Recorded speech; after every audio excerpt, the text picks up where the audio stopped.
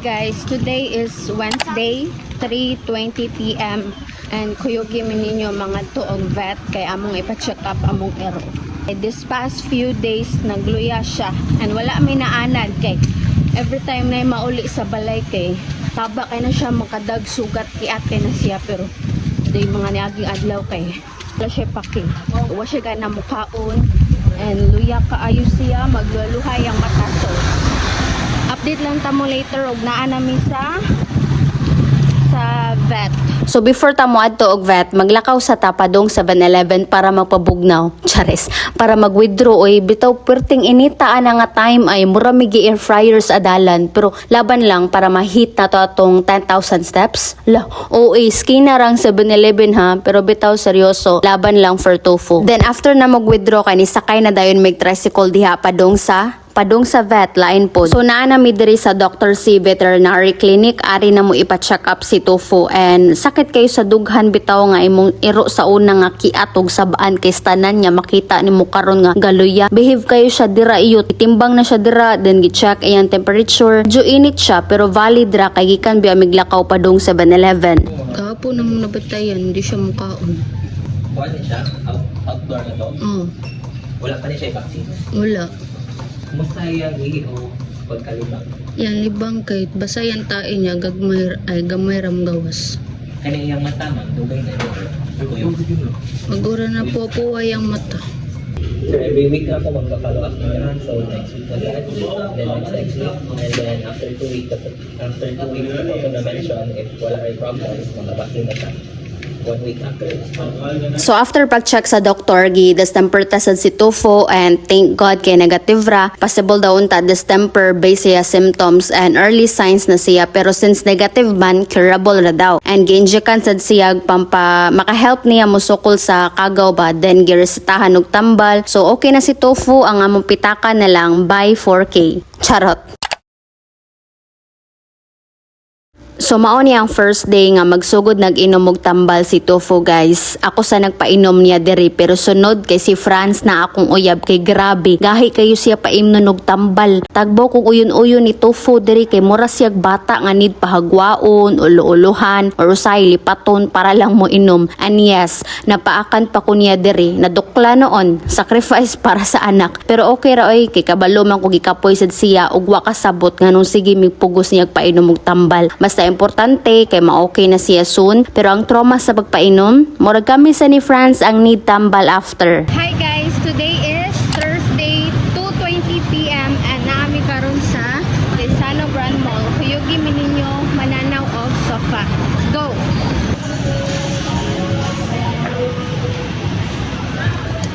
Anak healthy siya ba? Wala siya i-cover para yung malihan.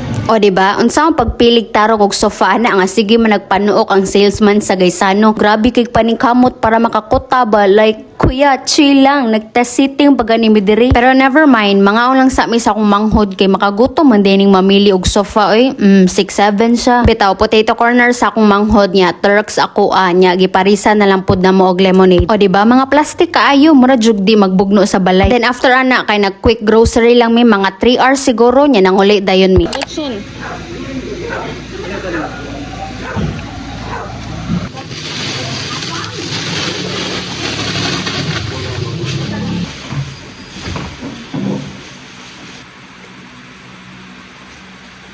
Finally, na-deliver na jud among napilian nga sofa. Happy kaayo among heart ani kay never pa jud mi nakasulay nga naay sofa sa balay. Small win, big blessing. Thank you Lord. Ambot ng food ni Tofu. So giorderan na mo si Tofu og manok sa Jollibee hoping nga mukaon siya pero igo ra man niya gisimot so unsa may pasabot ana syempre sa ginikanan jud na padong so basin para amo jud ni gigamit ra si Tofu. Charis. Diba? Order na sad. Padako-dako, lawas, pag gamay-gamay luso. Ha? Yan driver, ang rider na maglisod. Diba? Isa pa to paglas. Naabot. Ngaroy. Padako-dako, lawas ba?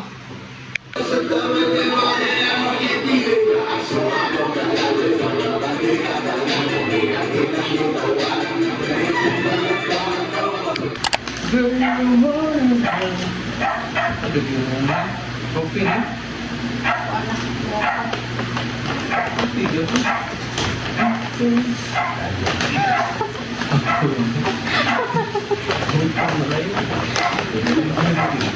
Ikaw yung wala ako. Lord, thank you for this food. Sanctify this food and bless. Sanctify this food in Jesus' name. This is what we call work-life balance. Nga ko per me guys, binlan ako mga family. Ate. If mag-order ko, binlan ako sila. Ay, pagpuro. Never. Never? Oo, tuntaw na siya ang bahay, no? Ayun na talagang spicy rin. Ako will tutupon. From outdoor dog to indoor dog. Laylay na pasakit pero para mga arid sa suit. Ay, ko. Wala. Eat dire eat. Nahihiro na kasi mo. Ang gawas lamang ko, tagaan naman mo. Ano no? Sita mo. Ano, nila pwedeng din. Tuko. No. Ano? Ako na yun. Eh? Namasa sa ganyan niya. Ay! Awa, ito sa camera. Ito ko.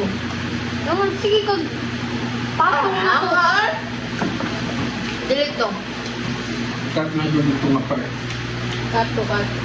Ano ko na ba? Yan balik ko. Sige, kawa. Dan? Dan? Kawa. Kawa-kawa. Gapon, palitan. Jollibee, di mo tao. Katang. Wala na ba? Wala na itong kuha.